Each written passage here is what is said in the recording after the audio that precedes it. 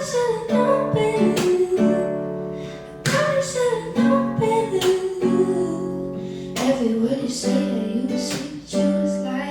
guys, I'm Lennon Stella, and welcome to Creator Sessions.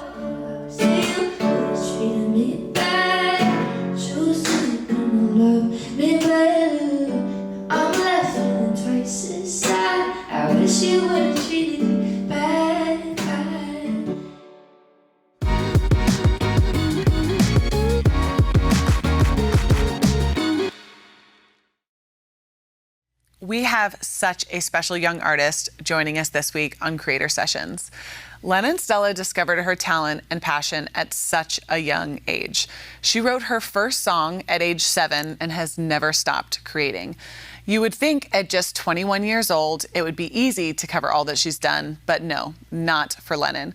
I could talk about her and her sister, Maisy, their viral YouTube video covering Call Your Girlfriend that has over 30 million views, which they put out when she was only 12, maybe her 6 seasons on the hit show Nashville, and now in 2020 when she was named as one of Amazon Music's Artists to Watch. I mean, really, there is nothing this girl can't create, and she's just getting started. In 2018, she released her first EP entitled Love Me, and it was a top 5 album on Billboard's Heat Seekers charts. She has over 15 million monthly listeners on Spotify, and that makes her one of the most listened to artists in the world. In April of this year, she released her debut album, 321. It is her most introspective yet, and we get to hear about it more on Creator Sessions. Hi guys, I'm Lennon Stella, and welcome to Creator Sessions. I'm so excited to be a part of this. I'm just gonna sing some songs and walk you guys through, the process of writing some of these songs and the process of finding myself as an artist through finding myself as a human. And so this first one was written at this writing camp I did for my first album. This was the first time when I was in a place where it was just all my favorite writers and producers in one spot, and it was just like vibe central, and everybody was just like writing and creating together, and it was such a like pool of just inspiration and creativity, which I had never experienced prior to this, because I had only ever really done sessions where it was like you go in the room and you're meeting somebody for the first time and you're writing a song, which is also great. But for a while I was kind of trying to find my tribe of writers and producers, and once I did, we went to Cabo and we did this writing camp, and it was amazing. And it was really when I feel like I locked into what I want, the music I wanted to make and the sound I wanted to create, and I wanted everything to kind of feel like. And this trip was the beginning of that, and everyone kind of understanding me better than I understood myself at the time made me understand myself so much better, and realizing that there was already naturally a sound, and when I wasn't in the room and people were writing for me, there was a cohesive sound. This was the start of that, which was very much like a long time thing that I wanted to feel, just like, oh, okay, cool, this feels good, this feels right. Anyways, this song was written at the camp, and it's called Pretty Boy. I wanna dive deep underneath your depths, but there's only so far that I can past the surfaces. Can't get past the surfaces. I wanna drive through the forest inside of your head, but there's only so far that I can, and trying to make you more than just a pretty boy. Pretty boy, pretty boy, more than just a pretty boy.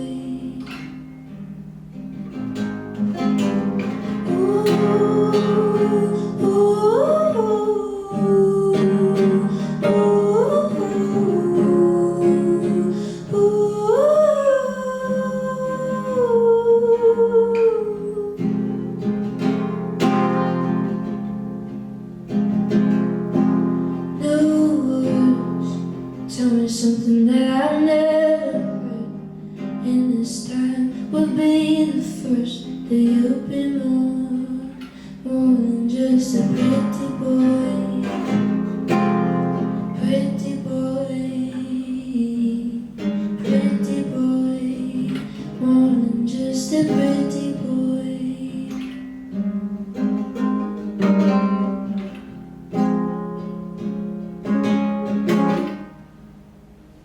Do you remember when you said, if I saw your trouble I'd be scared? Well, you melted my heart 'cause you won't show me a cause yet. Is that why you built Potemkin villages to hide? Or do you think I can handle what's going on inside?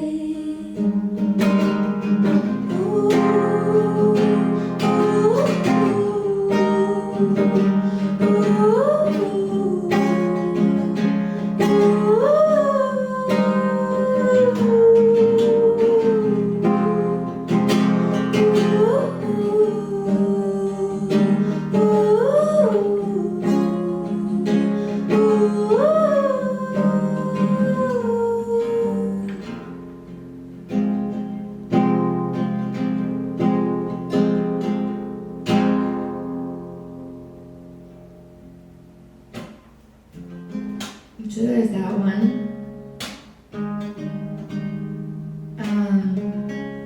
So this next one, I wrote quite a while ago. This was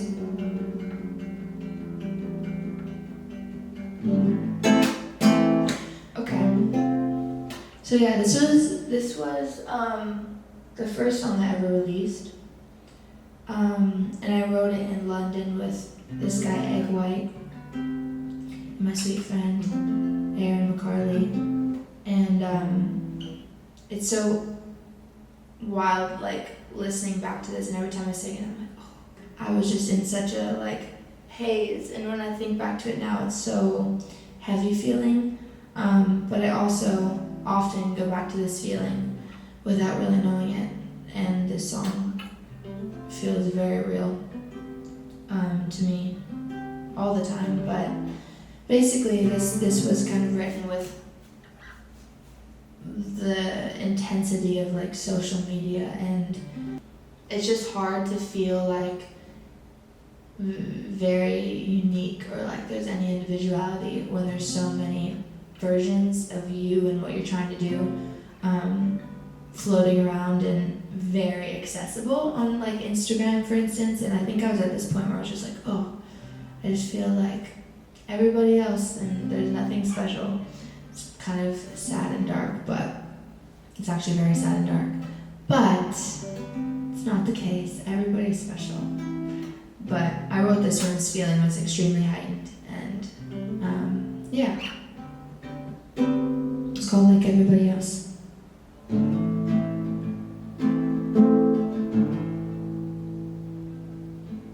Run fast, run away, run straight into loneliness. Isn't only home I miss. Like some night when my friends got together.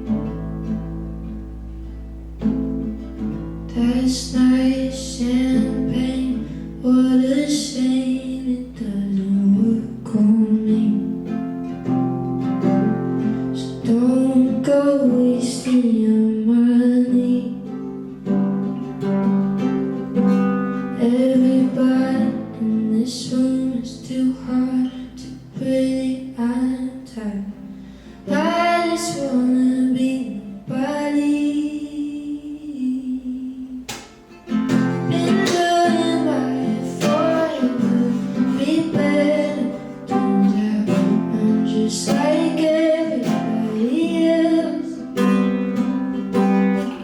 Don't even go near me, will kill. Trust me, you don't wanna see yourself. Fuck the noise, it's too late. It's the choices. Now I don't even wanna be someone.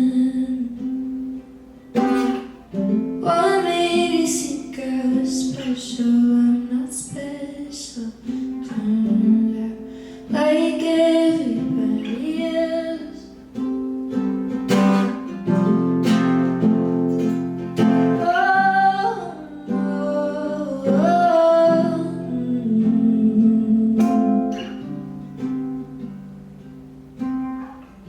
What made me think I was special? I'm not special. Turns out like everybody else.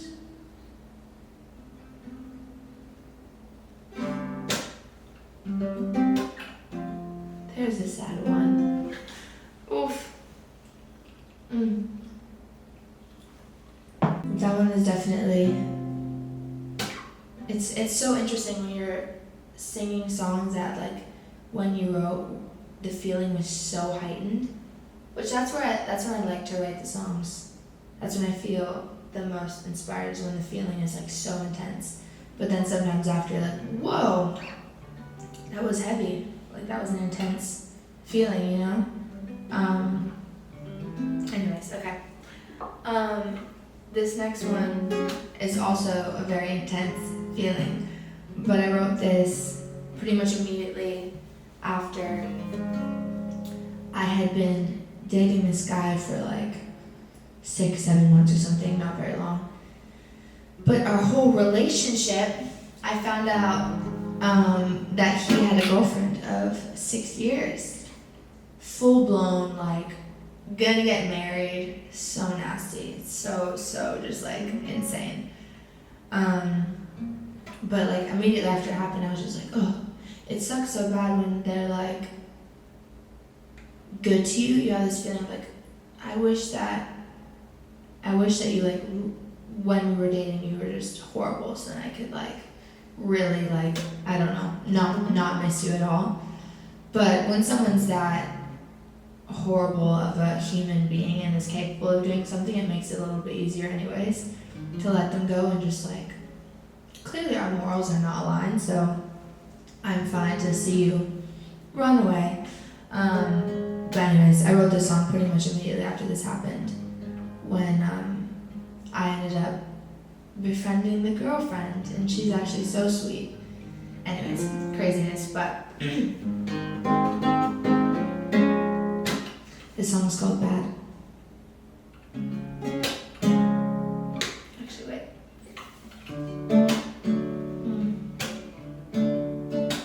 All the little gifts you pay, I call it overcompensating.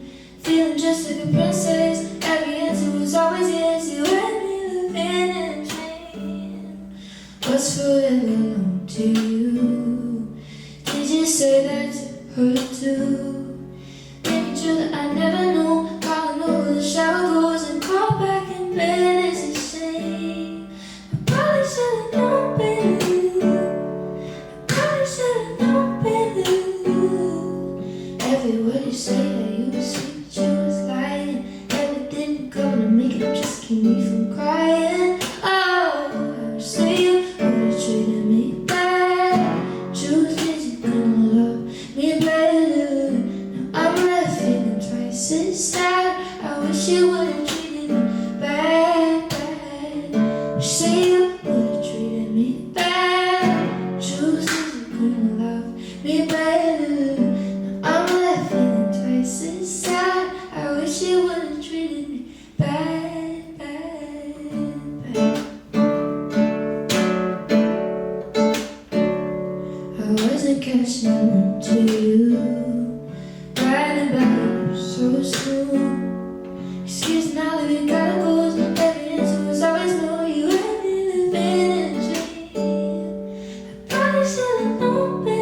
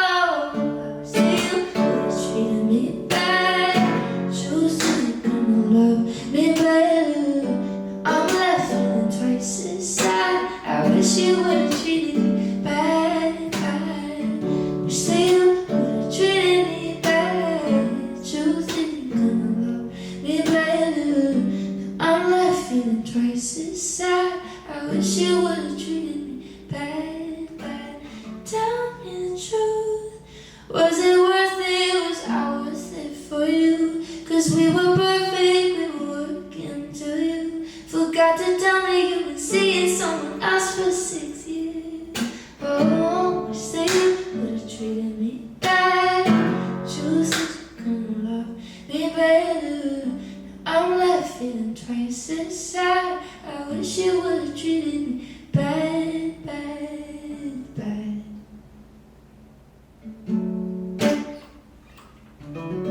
There's that one. Oh, boys. I'm just kidding, but yeah. That's craziness. Taking 2-second break.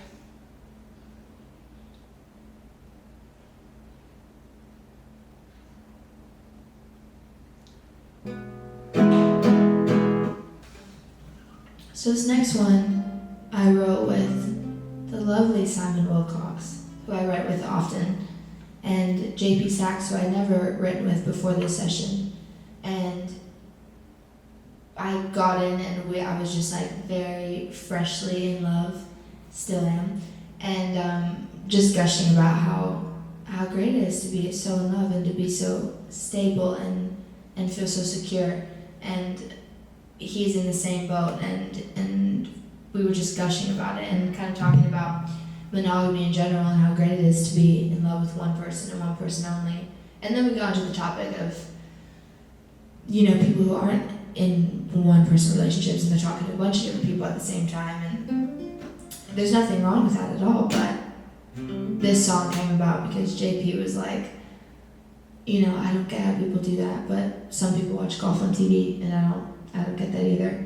And we were like, oh, that is the song title. So we wrote this song about that, and just about, you know, how great it is to be with one person, and the consistency and the like stability. And I've never had that before, and how rare it feels.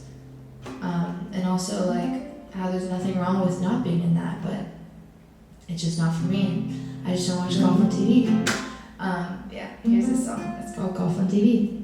I woke up to the bed made, and you're downstairs doing the dishes, and my mom's there. She's kinda obsessed with you. I think that you might be too. She thinks that you're good for me. There's not something I'm used to. I keep getting overwhelmed when I talk about us out loud. 'Cause I want you,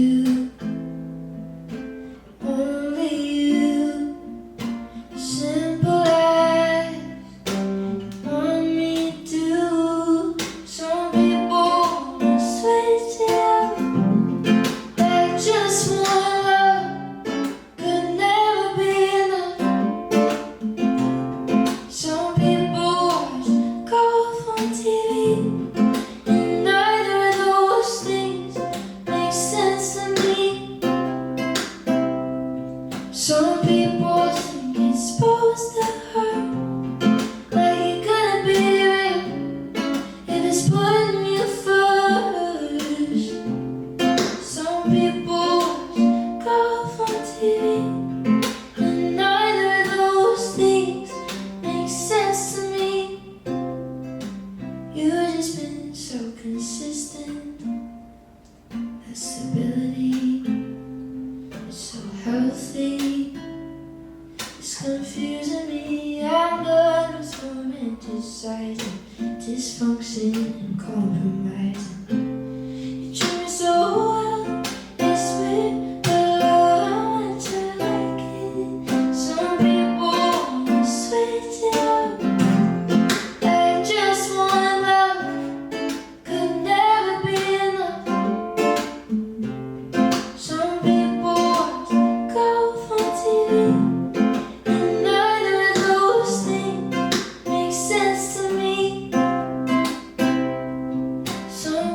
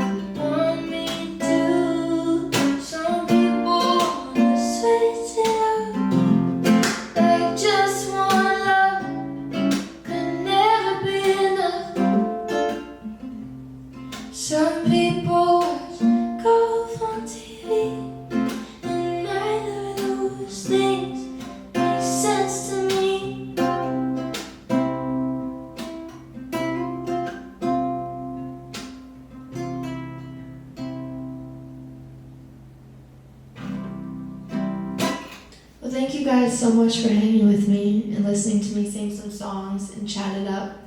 And thank you to Creator Sessions for having me be a part of this. If you guys want to listen to my album, it's out now. It's called 321, and you can find it anywhere you find music. Thank you guys again. Big love. This creator session has been really fun because I feel like we're watching a young artist in her infancy. She is creating the career she wants by being super intentional, and it shows. A friend and mentor once told me that in order to create something special, you have to lean so far into it that it's uncomfortable. And it's in that place where you grow the most. To me, that's what Lennon is doing with her music, and I think 321 is a reflection of that. She has only scratched the surface of what she can do and has given us a sneak peek of what we'll see from her in the future. I cannot wait to circle back in 2 years to see what she creates next. I'm Haley, and thanks for joining us this week on Creator Sessions.